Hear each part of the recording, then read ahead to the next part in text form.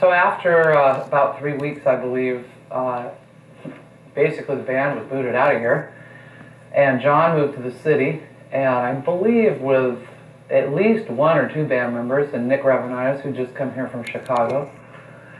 And I scanned my way out of Marin Catholic High School to take a bus to go see him. I didn't know where San Francisco was, but I did do that. And there was a barn owl in a cage the size of a barn owl, and there was a lot of interesting so-called people there. And it was usually really late in the day, and they'd just be getting up, and so on and so forth. And then the band started having some gigs, and they didn't live all together yet. They hadn't moved to Olima yet. And they got a record deal. At this point I was in high school, and they all kind of moved to their own places. One of which was the place I just mentioned, Olima, where they all lived in a commune, where John had his wolf, and then later moved into their own homes, which John lived on King Street, which is down the street from here.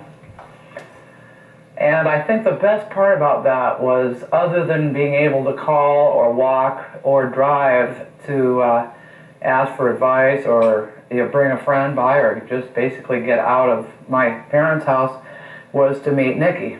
And Nicky moved in, don't ask me what year, but he was so much like John, having not had the best health, and liking the same amount of sugar in his coffee, and being as brilliant a musician and so on, that we instantly all loved him. And that relationship still exists, of course. And after Nicky came Pete Sears along the line, who also came from England as an inspired musician already, who needed a place to live, and John put him up, all on King Street. And the band did real well, and John wasn't home a lot for many years, actually, and we didn't get to see much of him. But when we did, he always gave us as much time as he could, and was always there for a quick, John, what do I do? Or John, what do I say? Or John, help me out of here? Or John, get me out of here. I mean, any of the above. He was always there. And now I'm on another subject. And it's getting really hot. Just getting a little hair Oh, action please. Give me a cigarette, will you, man? How's it going, Jack? No, Terry. Sit on the stove and show us your combat. Was listening to him in the studio about the that same was time? this was about the same Okay, time. That was before the album was done, so that's a good one. Now here again, we're kind of backtracking, but if I tell you, if I write 1, 2, 3, 4, 5, you'll get it.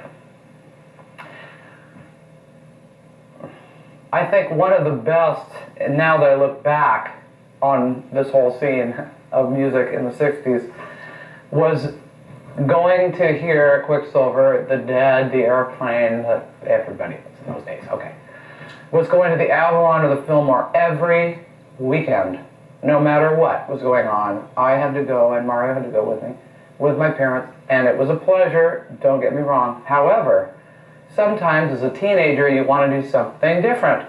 No, we are going to the Fillmore to see John tonight. My father, who butted and kicked and screamed about an electric guitar player, Dad came through 100% and was there every weekend with his family to see John. So we'd go into these rooms, and pot smoked and couches and psychedelic lights and face painters and black lights, and Mario and I had this plan. It was like, okay, Mario, this is what we do. We say, hi, we'll be off by ourselves, and Mom and Dad, you'll be here, right? Okay, well, we'll be together over there, and we'll meet you at 2:30. So I would, of course, kick Mario out of the way, go up to where I wanted to find some, well, this should be off the record, some helpless guy, and get training while the band was playing. But after the show was over, Mario and I would meet at our selected spot and then go back to meet Mom and Dad, and they were all high from all the pot they'd smoked. They'd been smelling all night. And then we'd go oftentimes to the recording studio up the hill from the Avalon, which I forget the name of now, right up the hill where Pride of Man was shot. It's there. We'll find out. And I don't think very many people know, and I don't even know if it's true, that the end of Pride of Man, which is the first cut on the first side of the first Quicksilver record, at the end, Ride Out, there's this humming that all the guys did except John. They wouldn't let him sing. And it was because we were all in the studio laughing it up and having a great time sitting in the exact, in the studio where all the recording could be heard, including our voices, so they had to overdub something to cover up us all sitting and talking and laughing and having a good time. This is 5 o'clock in the morning with children of the ages of 11 and 9.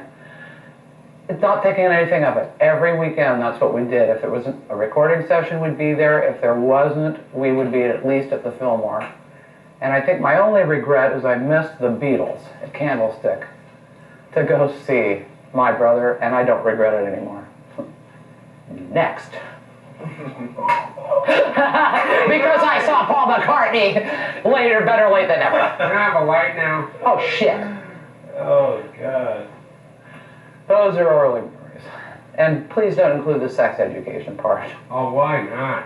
Because That's up to the editors here.